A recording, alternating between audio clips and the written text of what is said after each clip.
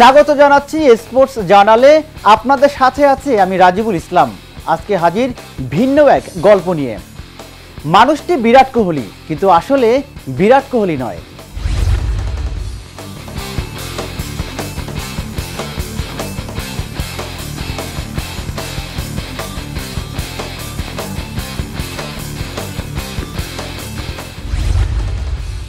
Celebration, হাঁটার ধরন, উল্লাস সবই যেন ভারতের ক্রিকেট সুপারস্টার বিরাট কোহলির মতোই।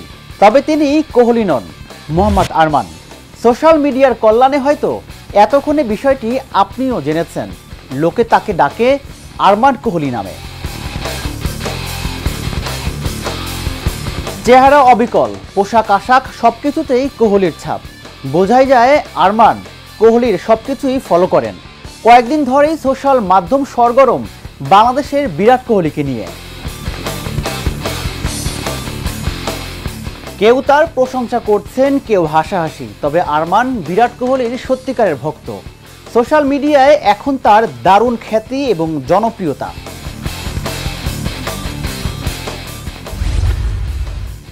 বিরাট কোহলি একজনই, দুর্দান্ত তার পারফর্ম। ঢাকা জার্নালকে দেয়া সাক্ষাৎকারে আরমান জানালেন কিভাবে তিনি হয়ে উঠলেন একজন বিরাট কোহলি। আমার নাম মোহাম্মদ আরমান। যখন থেকে আমি তার খেলা দেখা শুরু করেছি, তাকে আমি ফলো করছি, সেই তখন থেকে আমি তাকেই অনুসরণ করছি। সেই সুবাদে লোক আমাকে বলতো যে তুই দেখতে কোহলির মতো। তো আমি একটা সময় গিয়ে নিজেকে অবজার্ভ করলাম যে আসলে দেখতে হয়তো বা তার মতো কিছুটা মিল আছে। সেই সুবাদে লোকে কোহলি বলছে, এটাই খুব ভালো এনজয় করছি, যেহেতু আমি তাকে সে আমার আইডলের নাম শুনতে পারাটা বরাবরের মতোই সৌভাগ্যের বিষয়।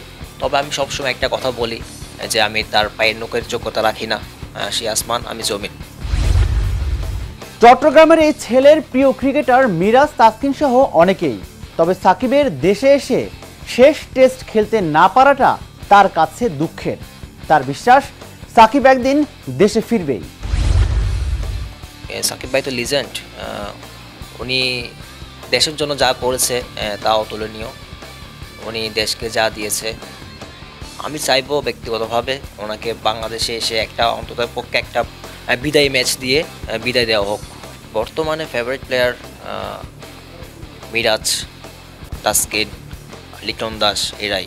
আর লিজেন্ড যারা ছিল সাকিব ভাই, তামিম ভাই, এরা তো এখন খেলছে না। এখন যারা খেলছে এরাই ফেভারিট। আরমানের এখন একটাই স্বপ্ন, যেভাবেই হোক বিরাট কোহলির সঙ্গে দেখা করা।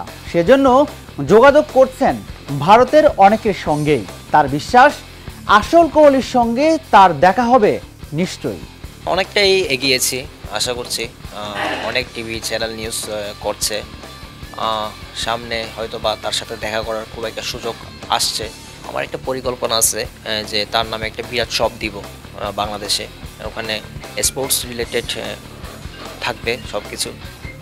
যদি কখনো ওই আশা পূরণ হয় তাহলে আমি এটা কিংকে দিয়ে উদ্বোধন করাবো। এই ছিল আমাদের স্পোর্টস জার্নালে। আরও আপডেট পেতে আমাদের সাথেই থাকুন। ফলো করুন আমাদের অফিসিয়াল ফেসবুক, টুইটার এবং ইউটিউব। দেখা হচ্ছে পরবর্তী পর্বে।